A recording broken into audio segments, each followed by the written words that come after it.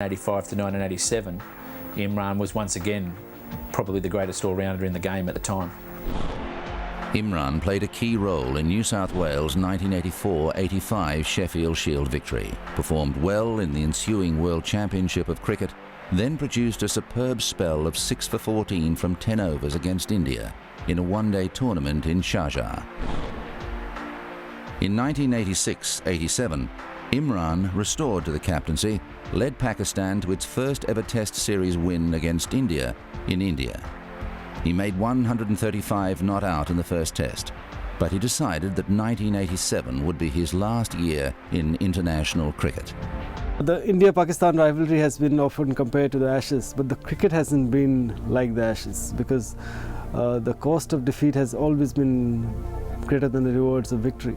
You know, if you lost a series, you almost always got sacked as captain, and the players' careers finished if you did badly in an India-Pakistan series.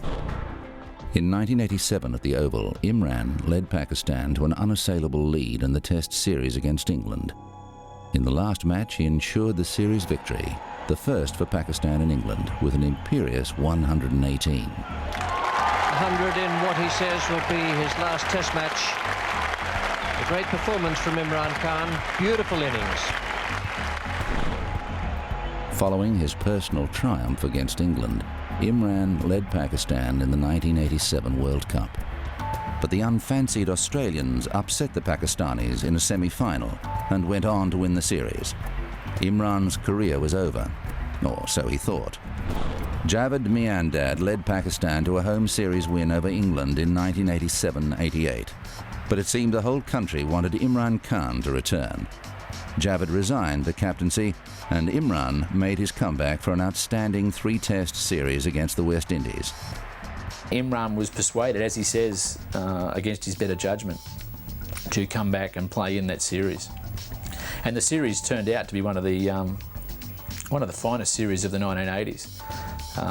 Which Pakistan, for a fair part of it, looked as though they would prevail, but in the end, the series ended with a 1-1 draw. We were the only team at the time who always came close to the West Indies to beating them, but never could.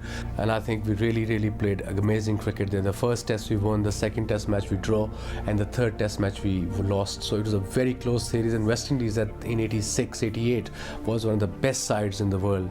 It was very difficult for any team to even come closer to West Indies than the Pakistan team did under Imran. I think Imran Khan gave a calmness and a direction to a cricket team. And they were one team that actually matched the West Indies home and away for Test matches when he was in charge of Pakistan. Imran ended his Test career with a win over Sri Lanka, and then led Pakistan to victory in the 1992 World Cup. He's beaten the mid-off fielder for 4 more. Good shot. That's his 50. 88 balls for his 50. Throughout 92, you could see the force of Imran's personality really carrying Pakistan. They had a lot of good players, but they lost 3 out of their 5 matches, and you know, one more loss, they were out of the tournament. And I guess something snapped and something happened, and then the team turned around, and Imran started batting at number 3, scored runs there, and somehow he, got the best out of all his teammates. Imran Khan in particular was a very mentally strong man again, and a great leader. When Imran Khan took 10 others with him out onto the field, the 10 others that went out there with him, believed in the team that he was leading, and believed that Pakistan could achieve anything. That is the greatest thing about Imran Khan. Imran Khan has led his side to victory. What a great victory.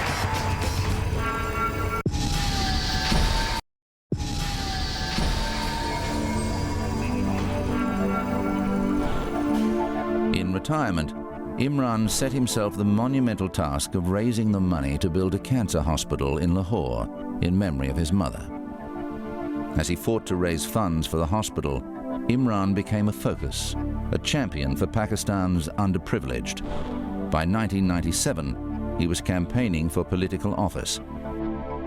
Every cricketer wants him to succeed. Most of the Pakistanis do want him to succeed, but it's a different ball game politics. You know, he sounds very positive, and I hope that you know, he in a political setup can make a contribution as he did in cricket. Not many people manage to become more famous after being cricketers than they were as cricketers, but Imran has managed that.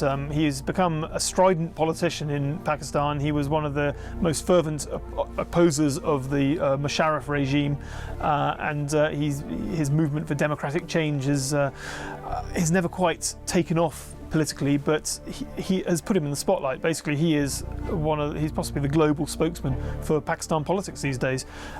He of course married a socialite, Jemima Khan, Jemima Goldsmith as was, and so for a time he was very much on the social whirl in London and everywhere else that social whirls occur, and he was and also charity-wise, he established a cancer hospital in memory of his mother who died of cancer, generating huge funds. I think right now Imran has been doing amazingly well in charity with his hospital, SKMT, Shaukat Khan Memorial Trust, where poor people get free treatment, cancer treatment, which is very expensive, and for that he has to raise money all year round, every year round, about $40 to $50 million, I reckon, if I'm not mistaken.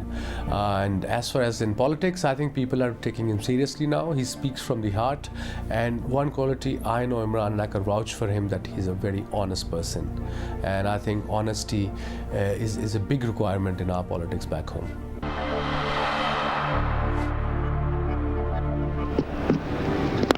Whoopo, there it is, and it is 6. Just as Imran Khan fought his way to the pinnacle of cricket success, it would be premature to write him off as a future political force. For the present, though, he leaves behind the record of an astonishing all-round cricketer and a leader of rare quality. Imran was definitely happier being a leader. I mean, he knew his own mind and spoke it very articulately. And I mean, it's not impossible to imagine him becoming Prime Minister of Pakistan, which he seems to aspire to. So you know, he was a genuine leader. I think he had a tremendous effect on Pakistan cricket, because he influenced so many of the younger bowlers coming through. I think they all looked up to him. They all respected him.